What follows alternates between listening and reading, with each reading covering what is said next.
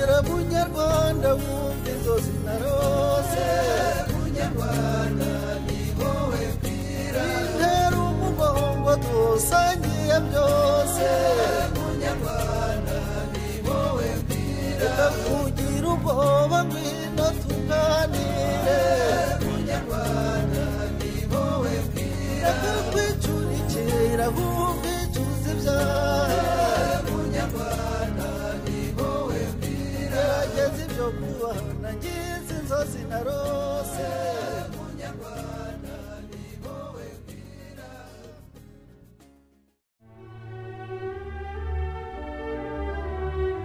L'Union européenne compte parmi les principaux bailleurs de fonds au Rwanda. Elle a été créée dans les années 50 avec comme but d'unir les peuples d'Europe. La coopération entre l'Union européenne et l'Afrique date de cette époque. En 1957, le traité de Rome prévoyait déjà la création du Fonds européen de développement visant à octroyer une aide technique et économique aux pays ACP, Afrique, Caraïbes et Pacifique. L'Union européenne est devenue le premier bailleur de fonds au monde en ce qui concerne l'aide au développement. À travers les accords de Yaoundé puis de Lomé, et actuellement l'accord de Cotonou, signé en 2000 par les chefs des 79 États ACP et l'Union européenne, l'aide a été canalisée vers quelques domaines prioritaires, comme le développement rural, l'infrastructure et la bonne gouvernance. Ils ont les pieds beaux, ce qui annonce la bonne nouvelle. Les accords de Cotonou ont également renforcé l'importance du dialogue politique et le rôle des acteurs non étatiques. Combattre la pauvreté de manière durable, ainsi que l'intégration des pays ACP dans l'économie mondiale, font partie des objectifs de la politique de développement de l'Union européenne. Le vrai respect, c'est pas de dire « tu es pauvre, donc je t'aide ».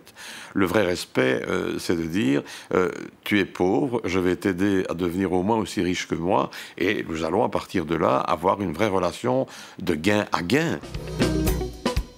La coopération entre l'Union européenne et le Rwanda s'inscrit dans ce cadre général et les projets de type IMO, haute intensité de main-d'œuvre, sont l'un des moyens de mettre en œuvre cette vision du développement et de la lutte contre la pauvreté. Gusobanura gahunda ya himo icarico ni gahunda y'igihugu igamije guhesha abantu benshi akazi bishyiriraho ibikorwa remezo nkenerwa bagakora bakabihemberwa ariko noneho biyongera no mu bushobozi no mu bumenyi kwigira ku kazi ubusanzwe birabafasha cyane icyo cyiciro cy'abantu. Parmi les projets de type IMO que l'Union européenne finance au Rwanda, l'exemple le plus spectaculaire est la réfection de la ravine Mpazi. Mpazi est une ravine située à Nyamirambo, l'un des quartiers les plus populaires de Kigali. Elle s'est creusée pendant des années à cause des torrents provenant du mont Kigali, des eaux de pluie et des eaux provenant des habitations éparpillées sur ses versants abrupts et non protégés. Peu menaçante au début, Mpazi devient de plus en plus large et profonde, mettant en danger les habitations environnantes. Elle devint alors un abri pour les délinquants tels que trafiquants de drogue, bandits et violeurs.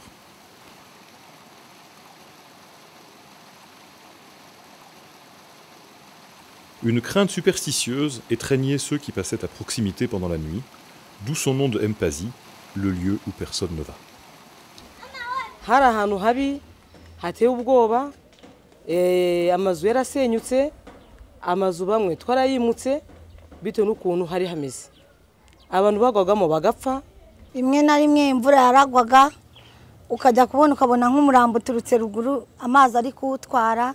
Twarabyutse ari mu gitondo cya kare kare dusanga intumbi y'umudamu irimo mbese noneho haza abantu bakora controle batubwira ko uwo mudamu yishwe naho yagiye gukuzamo inda noneho umudokiteri akayikuramo nabi noneho bagatanga abakozi bo kuza kuba bashakisha aho bamuta noneho bakaza bakamushiramo iki kiraro kuko babonaga ko giteye nabi batazapfa kumubona.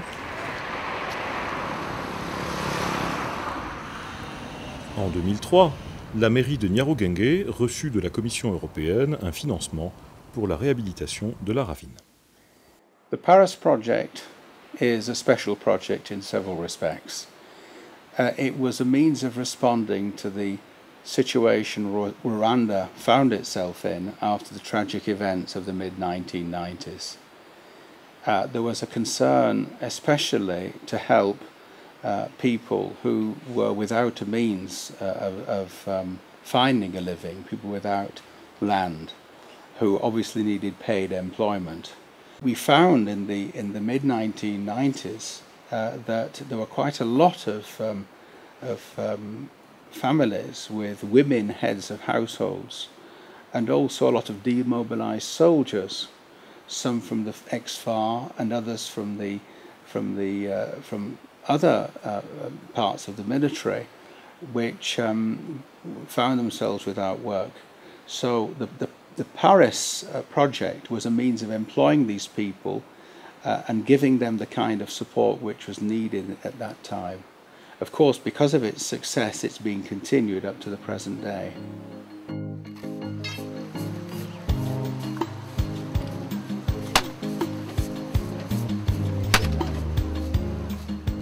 tuhagera ubundi ntabwo bemeraga ko tuje gukora ruhurura, baravuga ngo projet irabeshya ntabwo ishobora kubaka ino ruhurura cyane, noneho ko babonaga natwe tuje kuyikoresha wenda bakatubonamo ko nta buhanga dufite bitewe n'uko hari hameze. Dativa a fait ses débuts dans les projets IMO lors des travaux de construction de la route de Mwendo, de l'autre côté du mont Kigali. Cette route, qui a désenclavé une partie de Kigali, a également été financée par la Commission européenne.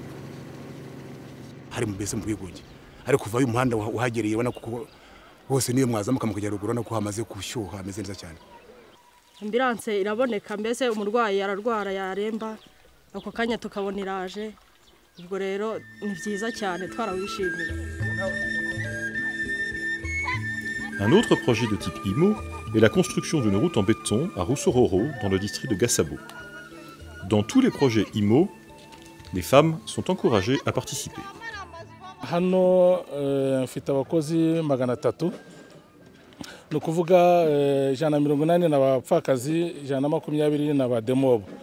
Kuri ya ruhande rundi narwo ahantu bita ku Murindi nabo bafite 300, nabo ni ku 180 na b'abadamu na 120 b'abademobo. Les travaux de construction étaient depuis longtemps réservés aux hommes. La femme qui montait sur le toit d'une maison ou qui effectuait d'autres travaux d'hommes était mal vue par la communauté. Mais avec le temps, les conditions de vie ont obligé les femmes à briser certains tabous. Non seulement elles construisent des maisons, des ponts et des routes, mais elles dirigent des hommes et des équipes de chantier. Après la route de Mwendo, Dativa fut parmi ceux qui ont été recrutés pour le chantier de la ravine Mpazi. Elle fut promue au grade de chef de brigade, avec 100 personnes sous sa responsabilité. L'approche IMO est beaucoup plus bénéfique pour la population que l'approche classique des travaux d'infrastructure. Une partie importante des fonds du projet revient à la main-d'œuvre sous forme de rémunération. On a imaginé un programme qu'on a appelé le programme d'appui à la réinsertion économique et sociale des démobilisés de la ville de Kigali de 3 millions d'euros. Et l'idée, c'était d'utiliser l'approche IMO, donc haute intensité de main-d'œuvre, en opposition à l'autre approche qui est haute intensité en équipement, de telle sorte de pouvoir employer le maximum de personnes pour faire des infrastructures urbaines et utiles à tout le monde. Donc par exemple des aménagements de marais, des aménagements de canaux, des routes en terre, donc essentiellement des infrastructures en milieu urbain où il y avait possibilité d'employer beaucoup de main-d'œuvre. On arrive à distribuer en fait à peu près 40 à 50% des montants consacrés au projet sous forme de rémunération des personnes qui sont employées. Cette fois, l'enjeu n'est plus simplement de construire une route, mais de réhabiliter une ravine de plusieurs kilomètres traversant une zone fortement peuplée. Pour les habitants de Nyamirambo, la nouvelle était inespérée. Mais quand ils aperçurent une foule de mamans et de démobilisés, leurs espoirs s'évanouirent. Les gens ne croyaient pas qu'il était possible de faire ce travail-là. et encore moins évidemment avec les travailleurs que nous utilisons. Et donc au début ça a été très très dur pour les travailleurs parce que les populations environnantes se moquaient d'eux. Chaque fois qu'ils passaient, ils se moquaient d'eux, les insultaient en disant mais c'est pas vous les soldats, c'est pas vous les mamans qui pouvez faire quelque chose comme ça, il faut des Chinois, ou il faut des Allemands, ou il faut des machines. Donc pour eux au début ça a été vraiment difficile, surtout quand eux étaient en phase d'apprentissage, parce que ces murs de pierre qu'on faisait en travers de la ravine, ben, c'est pas le premier jour qu'on les fait de façon stable et parfaite. Donc le premier qu'ils ont fait, ben, il a été emporté par la pluie, il a fallu le deuxième pour qu'ils commencent à voir comment faire pour que ça tienne. Et donc au début, ils étaient vraiment découragés par les intempéries et ce qui se passait, mais alors surtout par les moqueries des passants. Koundé est un ex-soldat des phares, les forces armées du régime d'avant 1994. Après avoir fui le Rwanda, il a servi parmi les rebelles en RDC et lors de la guerre civile au Congo-Brazzaville et en République centrafricaine. Ayant fait le choix de rentrer au pays, il fut démobilisé et réintégra une vie normale. Actuellement, il est chef de brigade sur le chantier de Mpazi. Il fait partie de ceux qui ont ramené la confiance de la population dans le projet. iyi pante iri ahangaha twayitiriye umugabo kuko bageze hano baturusiriye ruguru harananirana pe nawe kugira ngo amenye ukuntu ahakora abaza byamufashe nk'icyumura ari kubitekereza uko yubatse bisenyuka biba ngombwa ko iyi quartier hara tuyitira pante kundi.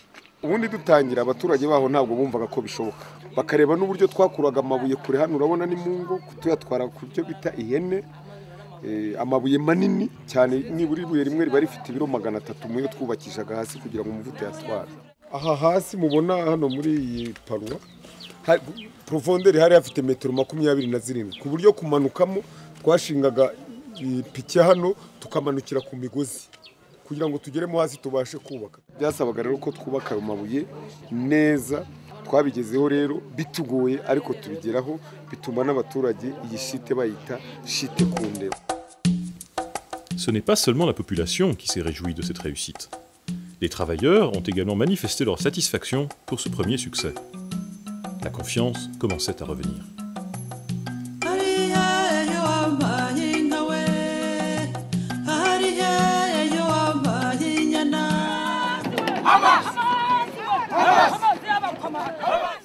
La réhabilitation d'une telle ravine, selon l'approche IMO, était une nouveauté au Rwanda. Mais le directeur du chantier, Jean Delaunoy, avait une solide expérience de cette approche et croyait en la réussite du projet. Ce sont des choses que j'avais faites dans des pays sahéliens, du nord du Togo et dans ces régions-là, où là on faisait ce genre de choses, mais en milieu rural, pour remplir des ravines, et avec un but de pouvoir faire de l'agriculture sur ce qu'on avait rempli, dans la mesure où c'était plutôt des terres qui pouvaient être utilisées pour l'agriculture. Et donc, l'objectif était complètement différent, je dirais, en milieu sahélien. Ici, l'enjeu, c'était d'arriver à remplir cette ravine qui, donc, sur 4,5 km de long, une quinzaine de mètres de profondeur par endroit, il y en a d'autres où c'était moins profond, et parfois une largeur qui allait jusqu'à 20 mètres, on avait une estimation de 400 000 mètres cubes de terre à mettre là, ce qui était énorme. Nous, notre option, ça a été plutôt de faire un remplissage naturel par les eaux de ruissellement chaque fois qu'il pleuvait. Et effectivement, on s'est rendu compte qu'on a rempli cette ravine, donc une estimation de 400 000 m3 en 3 ans, c'est-à-dire en 6 saisons des pluies. Ari ibyo bita korudo twubaka n'amabuye twubaka amabuye manini cyane afite imbaraga noneho tumanura tukayubaka n'escalier none nyuma yayo mabuye dushyiraho imifuka ku buryo biba ari nka rido. Iyo mifuka ni ikora permeta infiltration y'amazi kugira ngo amazi agende none itaka rikagenda risigara. Au fur et à mesure que les travaux de réhabilitation avançaient, Mpazi passa du statut de ravine maudite à celui de lieu d'activité économique, source d'amélioration des conditions de vie de la population de Nyamirambo.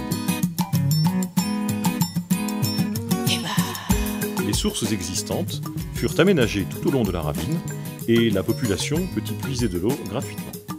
Les gens savaient qu'il y avait de l'eau. Souvent, ils nous ont montré des endroits où traditionnellement, depuis papa et grand-papa, on allait puiser l'eau.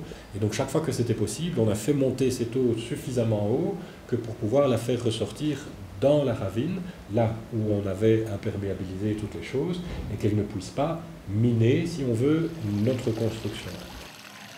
ikintu byatwunguye nk'ubu kenshi twagombaga kujya kuvoma ku tuzu tw'amazi tukazamuka tukagera ruguru hariya amazi y'utuzu yabaga ari kure cyane ariko ubu ngubu abaturage barayameshesha tukayavoma akenshi turanayakoresha mu ngo niyo dukoresha niko kamaro mbega mbona yatugiriye kandi akenshi ntabwo akunze ayanga urabona ko atajya abura ni amakano amazi tuyavoma hano hahoze ari ruhurura mbere itaratungana byari bigoye kuba twabona amazi atunganye ariko ubu ngubu aho yakorewe twabonye amazi meza amazi asukuye ku buryo dutunganya inkweto zacu nta kibazo kibaye. Des activités génératrices de revenus ont commencé avec l'arrivée de nouveaux consommateurs. Environ 1200 travailleurs passent la journée sur le chantier et ils ont besoin de manger et de boire. Ayant des salaires réguliers, ils sont plus crédibles chez les commerçants que les travailleurs occasionnels. Ainsi, tous ces vendeurs ambulants, boutiques, restaurants leur font crédit en sachant qu'ils remboursent à chaque quinzaine. La confiance mutuelle sert l'intérêt commun et le chiffre d'affaires des commerces augmente. Ubwo natangiye gukorana nabo bayitangira rwose nk'ubu mfite ikaye ngenda mbandikamo iyo kaye mbandikamo kuri kenzeni bagera igihe bakanyishura nubwo ntagira inyungu nyinshi mbonamo ariko abana babona icyo bararira nkumva ko bimfitiye akamaro cyane nta nyungu irenze iyo ngiyo ndatogosa mu gitondo kugira ngo umuntu ubyutse nabi abashe kugira ngo abone ikintu yakwirengeza nk'umukozi wo muri ruhurura yaba yabyutse nabi akonje akabanza akanyura hano agafata ako gasosi nimugoroba rero cyangwa saa sita akaza agafata icupa ry'urwagwa cyangwa agafata pirimusi cyangwa imitsingi akabasha kubona ukuntu yabasha gukora no guterura rirabuye. Njyewe ubwanjye wanjye sinari narigeze ntunga ibihumbi 10 kuva muri 98 nongeye gutunga ibihumbi 10 mu nzu binarenzeho ari uko mbonye akazi. L'approche IMO prévoit aussi que chaque mois